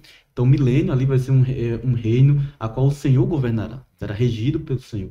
E mesmo depois de desfrutar tanta bondade, para você ver como o ser humano tem realmente assim, essa inclinação para o mal, o inimigo das nossas almas será solto e o povo ainda acreditará nele. Ainda vai acreditar nele. Então, mesmo depois de todo o governo de Cristo. Então, assim, realmente assim, a ideia da grande tribulação, né, é esse castigo para a humanidade, para todos aqueles ali, para os ímpios, para todos aqueles que escarneceram, que profanaram, que blasfemaram contra o Senhor. Tá? Tem um texto bem interessante, Apocalipse 7, 13 e 14, que ele fala sobre os que voltaram, né? Estes são... Como é? Apocalipse 7, né? 7, 13 e 14. O irmão tá só pegando na jugular do Basílio aqui, com as perguntas bem capciosas. É algo que é verdade. Que é assim, chama a nossa atenção. Tem uma pergunta anônima aqui também bem interessante. Fala aí que eu vou dizer depois. Pronto, é um ponto interessante a respeito assim, dos episódios da grande tribulação, né? São realmente curiosidades que existem, né? Então, Apocalipse 7, 13 e 14, eu tô vendo aqui, diz o seguinte: então um dos anciãos me perguntou, quem são esses que estão vestidos de branco e de onde vieram? Respondi, o Senhor sabe. Então ele disse, esses são os que vieram da grande tribulação, que lavaram as suas vestes e as alvejaram no sangue do Cordeiro. Isso. Então, assim, esse texto, nesse capítulo especificamente de Apocalipse 7, primeiro, existe essa grande polêmica, essa grande questão dos 144 mil. Foi a pergunta que me fizeram aqui, oculto. Quem são os 144 mil? E é verdade que até hoje existem judeus que creem no Messias, que não creem no Messias. Foi a pergunta que fizeram. Mas fala dos 144. Vamos lá, primeiro 144 mil, né? Então, esses 144 mil, pessoal, infelizmente, né, até por interpretações equivocadas, faz parte, né, de algumas seitas aí, não vou nem mencionar para não gerar polêmica, mas as pessoas acreditam que realmente só 144 mil pessoas serão salvas, porém, quando a gente vai ver o número de pessoas deles já passaram de milhões, então como é que um lugar tem milhões de pessoas que se convertem a essa religião e só 144 mil vai ser salvo? Como é que vai ser essa peneira? Mas enfim, voltando para o texto. Nesse texto aqui dos 144 mil é um texto muito específico e a resposta dele, a resposta a essa pergunta está no próprio texto. Sim. Tá? Está no próprio texto. Então, aquilo que eu falei para você, você lê sobre escatologia, lê versículos, lê pedaços, e não lê o capítulo todo, você não compreende. Então o texto o texto é literal, mas ele não é literal no sentido de humanidade. Ele está falando de um grupo específico de judeus, de israelitas ali. Então serão 12 mil de cada tribo. Tá? 12 mil de cada tribo, de cada linhagem ali de Israel. Que vão ser separados aí. E se a gente ler com mais cuidado ainda, não é um grupo comum de pessoas. É um grupo de pessoas santas. O texto até menciona que são pessoas castras, são pessoas assim que, ele até menciona, não conheceram o pecado, não conheceram a impureza, perdão. O pecado conheceram, não conheceram a impureza, não conheceram o casamento. Então, eles colocam ali essas pessoas realmente assim serão separadas, foram pessoas que tiveram ali um estilo de vida diferente, dedicado ao Senhor. Tá? Então, essas pessoas, esses 12 mil de cada tribo, que aí vão enfrentar essa tribulação e tudo mais. E nessa tribulação serão salvos aí pelo Senhor, dada essas circunstâncias. Então, assim, é um texto literal, é um grupo muito específico e é uma situação específica que acontece dentro do texto. Porém, aí as pessoas pegam nesse texto aí, infelizmente acabam interpretando e usando da forma que querem, tá? Mas nesse sentido, tá? Então, esse povo que vem da grande tribulação é esse grupo específico, tá? É um povo específico, dessas tribos específicas que o Senhor vai separar naquele momento para a salvação nesse período. Falaram que os 144 mil não se contaminam com mulheres. Podemos dizer que são 144 mil homens? Como é? Não entendi a pergunta. Como é? A pergunta é: há um versículo que fala que 144 mil não se contaminarão com mulheres. Podemos dizer então que serão 144 mil homens? Não, o texto não deixa claro isso. Fala só que 144 mil pessoas. Tá? Então, não... Bom, e um desaguamento, a gente passar já para essa próxima etapa também, né, dando essa continuidade cronológica da escatologia, né? Haverá salvação na grande tribulação só para esses 144 mil? À luz da Bíblia, a gente pode afirmar é só para eles, ou a margem de que pode haver para mais gente? Como que faz essa salvação? São perguntas capciosas, não dá para a gente fechar. Sim. Como é que a gente tem esse parâmetro? Na nossa perspectiva teológica, né? Como é que vai haver a salvação sem a igreja na terra? O Espírito Santo vai estar na terra na tribulação? Vai ter salvação dos 144? Quem se arrepender? Como é que vai ser isso? É muito complexo nessa parte dos dias da grande tribulação. Então, como será? Tá? Qualquer ponto que a gente falar aqui não é questão assim, de insuficiente, mas a gente vai acabar indo muito para conjectura. Tá? Para conjectura. E eu acredito que essa questão da conjectura é um dos grandes perigos que a gente tem no texto bíblico hoje.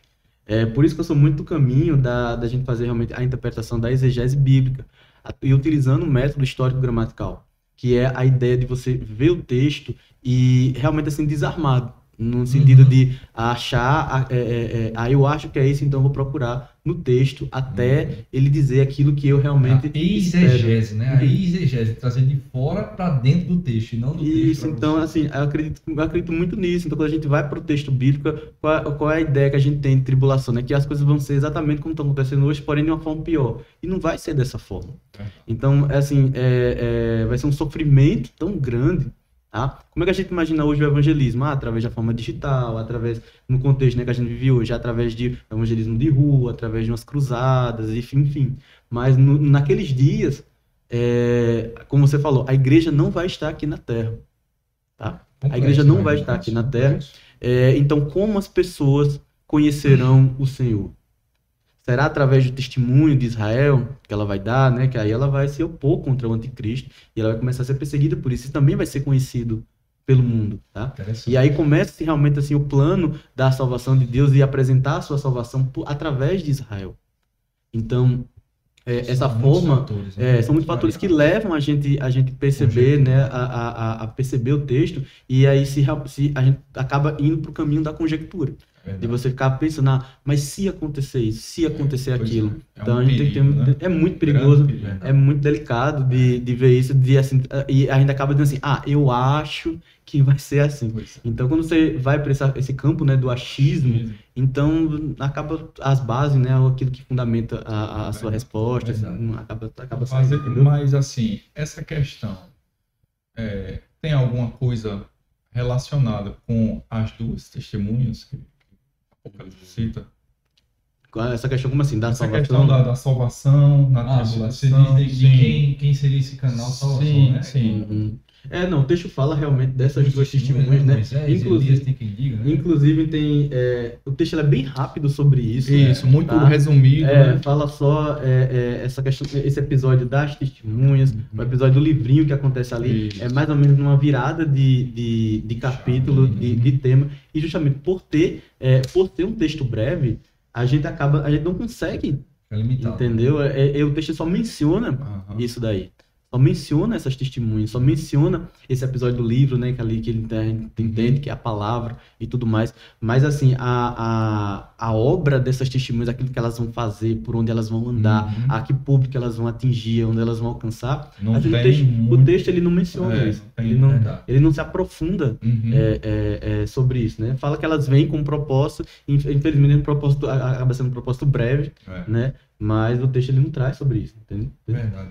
Bom, então a gente percebeu a questão da tribulação, a gente entende, né? Na nossa perspectiva, na declaração de fé também vai falar esse momento antes do milênio aí, antes da instalação desse reino, essa segunda vinda, esse preparativo é na tribulação, divisão nessa tribulação, 3 anos e meio, falsa paz, 3 anos e meio de fato de batalhas, mas a igreja vai estar arrebatada. Via de regra, a gente entende nas bodas do Cordeiro, né? A gente vai ter passagem no Apocalipse nesse sentido. Sim. E o fim dessa tribulação, como você mencionou, ela vai se dar uma segunda vinda visível de Cristo. Isso. E a batalha do Armagedon propriamente. Você explicou sobre a batalha, só para o pessoal ter uma ideia cronológica do que a gente está falando aqui, né? E após essa batalha, após a derrota de Satanás de forma efetiva, se por assim dizer, efetiva não, né? Mas essa derrota que vai haver do anticristo e da tríade ali, vai se ter o milênio. Em curtas palavras, como é que a gente enxerga o milênio? Eu tive um debate esses dias com um professor meu do seminário, ele é presbiteriano, um colega meu, ele falando, ele define muito a ideia do milênio assim, desse mesmo mundo que nós estamos aqui restaurado, e que a eternidade também se daria dessa forma. Uma restauração dessa terra aqui, entendeu? Aí eles conversando muito comigo, coqueirinho, muita praia bonita, a natureza bela que Deus fez, tudo mais, aquilo ali vai ser restaurado, vai ser, a natureza geme, mas quando houver o milênio, enfim, a gente debate muito sobre isso. Como vai se dar esse milênio?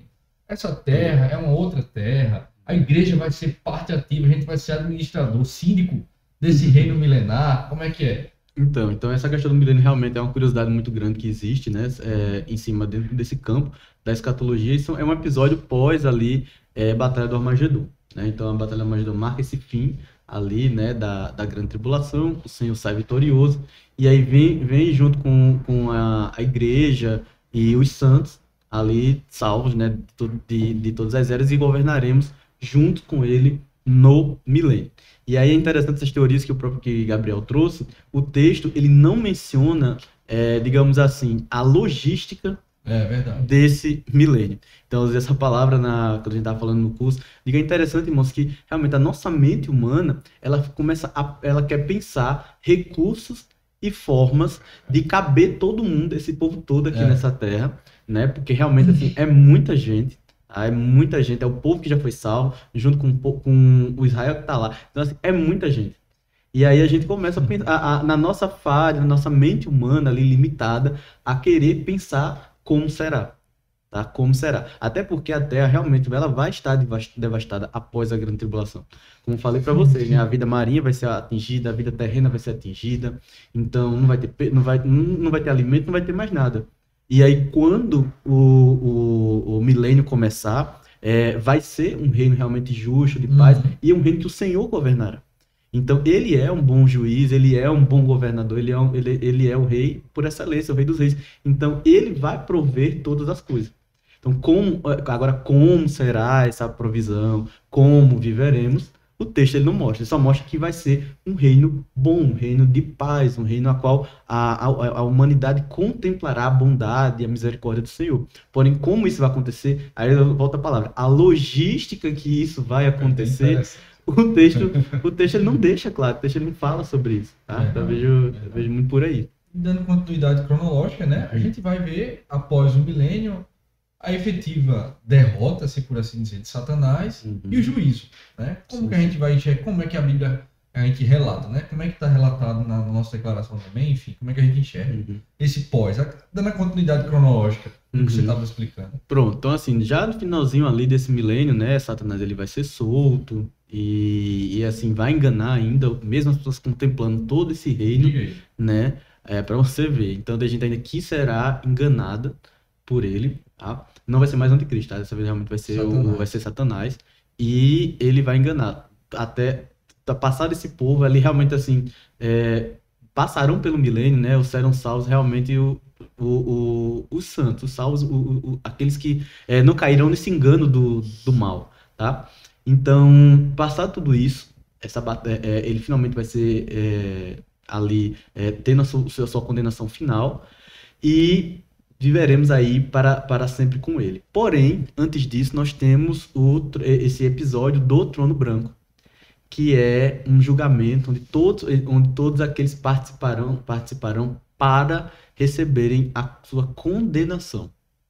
Tá? Diferente ali das bodas e daquele momento onde terá um julgamento, não pode dar esse termo julgamento, mas para receber o galardão de cada um, terá também esse julgamento dentro desse trono branco.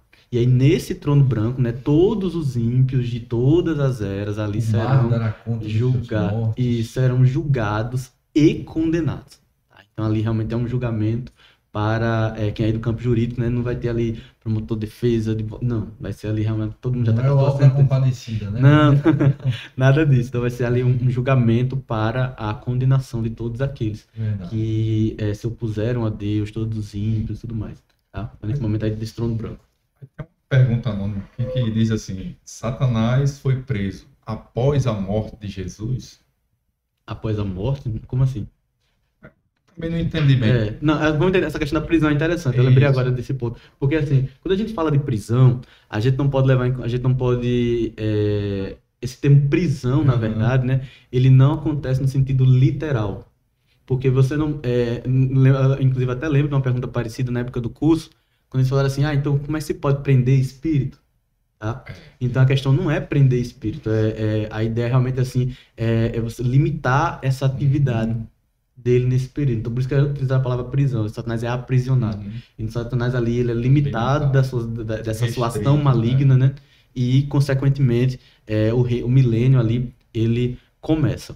Só que essa prisão aí, entre aspas, né, novamente, ela é limitada ao milênio. Só que depois ele é solto e age, né? E atua ali, e atua novamente. Certo? Acho que é isso, né? É isso. Não, a pergunta era basicamente essa, né? Essa ideia dessa prisão. A questão de prisão de Satanás. Bom, só mais uma outra pergunta aqui pra gente encerrar a sessão de perguntas, né? Mas pra gente já se encaminhar para o final, né? E o pessoal, o pessoal do sorteio, né? Tá rolando aí a palavra milênio, tô anotando, tô contando, Sim, né? pessoal, aproveitando o ensejo, tá tendo um sorteio e nós vamos inovar nesse episódio do podcast, um sorteio.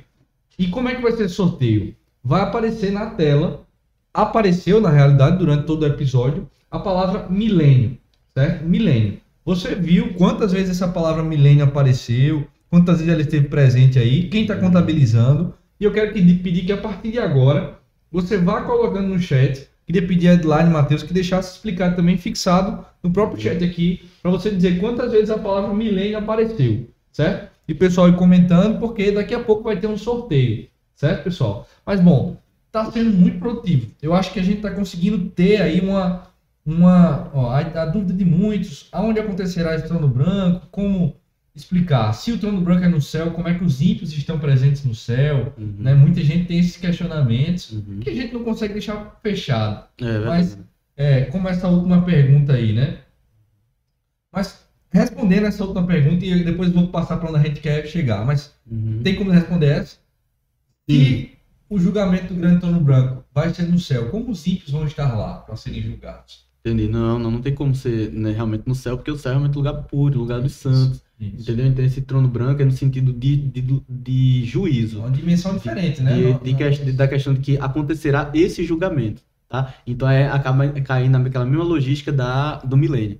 Então a logística que isso vai acontecer, tá? Então realmente assim, algo que só a eternidade vai mostrar, só esses últimos tempos vão mostrar. Porque eu entendo a pergunta dessa pessoa, e que é normal, irmão, essas perguntas. Quando a gente começa a falar sobre esse assunto, a gente começa a querer organizar isso daí. Fala assim, pronto, se eu fosse o cerimonialista dos últimos dias, eu acredito que isso vai acontecer dessa forma. Então, a grande tribulação é assim, o milênio é assim, o trono branco é assim. Então, é normal, a gente procura, nossa mente ela procura caminhos para a lógica. A gente quer entender a logística mesmo, isso, né? Para a lógica que as coisas vão acontecer. Só que o texto não é para satisfazer a nossa lógica, né? O texto ele é para mostrar que as coisas vão acontecer e para nos dar esperança, para nos dar ali alegria. Eu acredito também que a parte muito disso, sabe, Gabriel, lembrando da tua primeira pergunta, porque as pessoas elas têm tanta dificuldade de falar sobre escatologia, de ler sobre escatologia, porque as pessoas quando pensam que é algo ruim, que é algo assim que vai trazer uma tristeza muito grande, uma angústia muito grande, muita dor, e por boa parte do Apocalipse falar sobre isso, por falar da grande tribulação, aí as pessoas realmente têm essa repulsa, né, às vezes num primeiro momento, de ler sobre esse texto. Então é melhor ler que Deus é capaz de fazer um cego enxergar, do que ler que ele vai castigar toda a humanidade pelos seus pecados. Então as pessoas elas também têm muito isso, só que essa ideia do Apocalipse, na verdade, é a ideia do Maranata. É a ideia da esperança, a ideia do Maranata. A própria palavra Maranata, né, vem essa ideia realmente de você chamar a vinda do Senhor. Tá? De hora vem Senhor Jesus, né? Salvo engano, a palavra vem de Maranã, que é do aramaico, né? Do aramaico, que é realmente assim, Senhor. Então vem Senhor. Então, o crente, quando ele fala sobre escatologia, quando ele fala sobre o arrebatamento da igreja, quando ele fala sobre a doutrina dos últimos dias, é sobre uma mensagem de esperança. Tá? E isso já é justamente o momento que eu queria trazer. Porque, diante de toda essa discussão que a gente teve aqui, como que nós aplicamos na nossa vida prática o conhecimento escatológico? E aí, Basílio foi muito preciso em dizer... é uma perspectiva de esperança, de Maranata, não é verdade? Exato, não é com medo. Você não precisa ter medo do fim dos tempos. Sim. A lógica é essa, né? Trazer esse terror, esse pânico.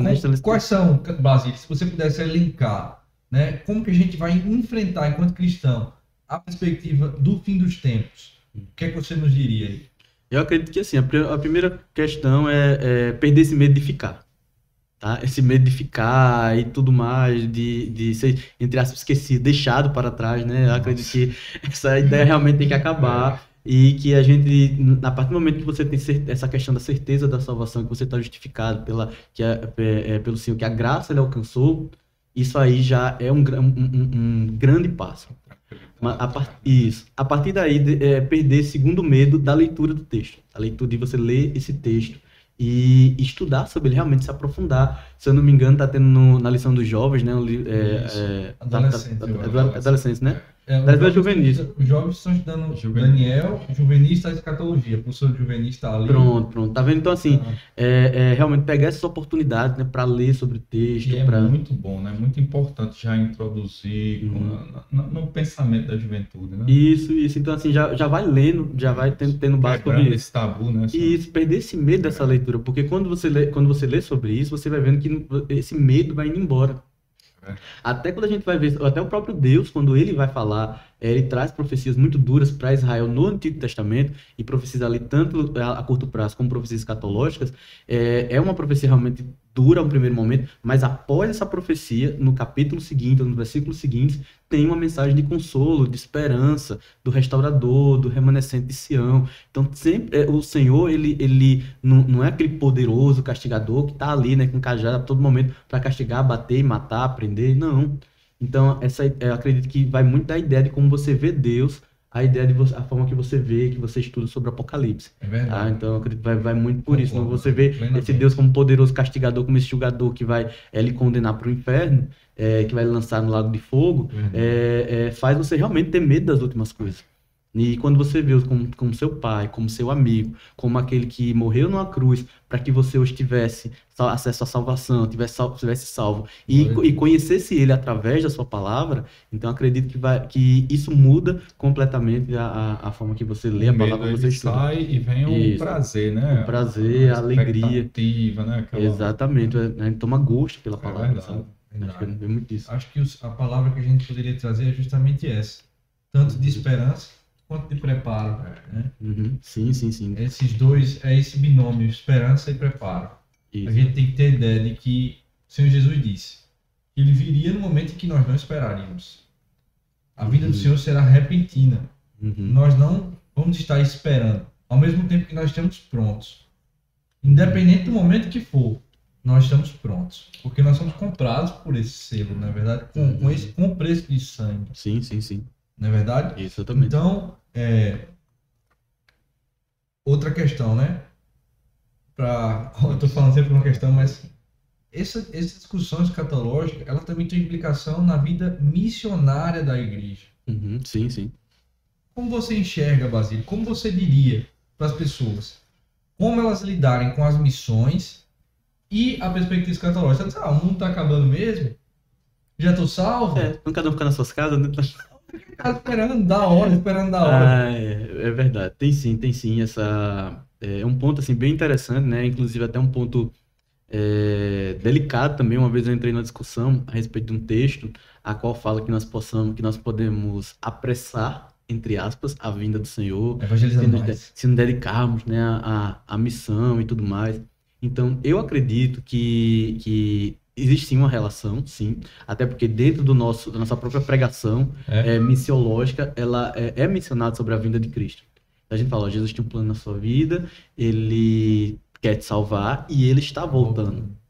Então, faz parte da pregação missiológica, né, desse momento missiológico, da gente estar apresentando Cristo para o mundo, para as pessoas, a gente falar sobre ele, a gente mencionar sobre essa vinda. E eu acredito, assim, que essa apresentação não pode ser essa apresentação de terror para as pessoas virem para o Senhor por medo. Tem que ser realmente essa apresentação realmente por amor. Mas a ideia missiológica, ela precisa acontecer, a palavra não é nem independente, mas paralelo a essa crença da doutrina dos últimos dias, da doutrina escatológica. Tá? Então, esse desejo missionário de apresentar a Cristo às nações é ter a certeza de que o fim, ele vem, que o fim está próximo. Tá? Então, com essa ideia como o fim está vindo e como o fim está próximo, o que eu estarei fazendo quando o mestre chegar. Tá? Então, quando o mestre chegar... aquela questão de dar de graça o que recebesse de graça, né? Como estarão suas mãos, né? O que você tem feito para ele, isso é importante. Isso. Então, assim, quando o mestre chegar, você é aquele servo mau e negligente, né? Você é aquele servo realmente bom e fiel. Então, eu acredito muito desse ponto, sabe? Desse chamado, de cumprir esse propósito, de anunciar as boas novas do reino, mas sem anunciar pelo medo, ou sem anunciar ali querendo alguma coisa em troca, né? Realmente anunciar pelo Senhor, sabe? É verdade. Então, trabalhemos para o Senhor enquanto é dia. Sim, é verdade. Bom, gente, foi uma bênção estar com você, Basílio, aqui nesse episódio. Amém, meu. Eu confesso que eu saí daqui aprendendo demais.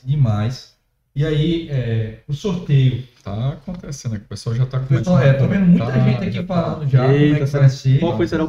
Qual foi o primeiro que acertou, hein? Vamos ver aí. Os comentários estão encerrados. Como é que a gente vai fazer aqui, Eduardo? Quem acertou, vai botar o sorteio rolando ali. Aí a produção tá falando aí, tá vendo? A produção tá falando aqui. O sorteio vai aparecer na tela, certo? Vai aparecer aqui na tela a quantidade de vezes que apareceu e quem foi a pessoa que acertou. A lógica é, apareceu X quantidade de vezes. Um exemplo, apareceram 6 vezes. Quem falou aqui que é 6 vezes que apareceu, vai estar dentro daqueles que vão concorrer ao livro. Então não é só acertar a quantidade de vezes. É acertar a quantidade de vezes para você poder participar do sorteio. E aí, se for a vontade de Deus, você vai ser sorteado ou sorteado que vai ganhar o livro. E o livro é... Mostra aí, por favor, produção. Qual é o livro que vai ser sorteado aí hoje? Um livro muito especial. O livro é Aqueles da Bíblia. Aqueles da Bíblia. É um livro aí fantástico. Nossa, muito bom. Muito bom livro, mesmo, que viu? tem um panorama de fundo aí muito legal para você estudar a Bíblia, o Antigo Testamento. Esse livro, pessoal, ele vai trazer aí aqueles povos que estão ali circunvizinhando a história do povo judeu. Livraço, é um livraço, né, Não, Basílio? muito bom esse livro, tá? E assim, eu super recomendo essa ideia, tanto esse livro como essa ideia de você entender o contexto para poder ir para o texto, tá? Eu costumo dizer para meus alunos que quando você lê o texto sem entender o contexto, é como se você estivesse vendo uma pessoa no telefone e ela tá com o fone no ouvido. E você só consegue entender uma parte da conversa que aquela pessoa que está falando. Você não consegue ver o outro lado. Quando você vai para o contexto bíblico e quando você vai ler o texto, é como se a pessoa tivesse colocado a ligação no Viva Voz. No Viva Voz. E aí você consegue ver os dois lados e você consegue entender a conversa por completo. Oh, legal. Então, a ideia de esse livro é mais ou menos essa, aqueles da Bíblia. Então, quando você vai estudar sobre egípcios, sobre o Império Assírio, Babilônico, Medo-Persa, gregos, romanos, você entende, constrói esse panorama histórico. Quando você vai para o texto, você entende por que Isaías fala aquilo, porque os reis passaram por determinados episódios. Então, é muito interessante, muito bom mesmo. Muito legal. Então, assim, quem ganhar vai fazer uma excelente aquisição É e verdade. tá de parabéns. E aí, produção, como é que tá o nosso sorteio? Eita. Rufem os tambores, mas agora nós teremos o nosso sorteio. Vamos saber quem foi o sortudo ou a sortuda. Estou acompanhando aqui nos comentários, o pessoal falando 7, 6. Só lembrando, pessoal, Vamos lá. se ninguém acertar, esse livro vai ser meu, viu? Ah. Só lembrando. Pessoal, vamos primeiro saber quantas vezes de fato o nome Milênio apareceu durante a transmissão. Dou-lhe uma, dou-lhe duas, dou-lhe 3. Vamos lá.